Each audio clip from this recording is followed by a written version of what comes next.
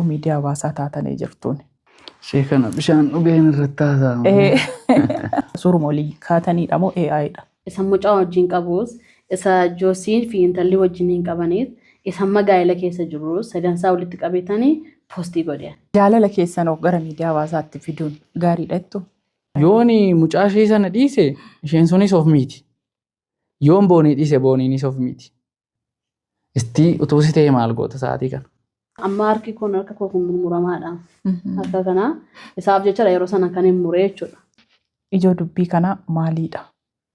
Eessaa ka'e?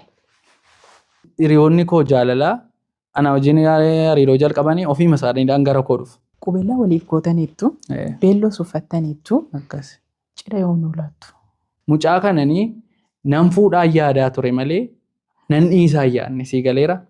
Baay'een isa jaalladhaa isa dhabuun barbaadu. Isa dhabuurra immoo ofii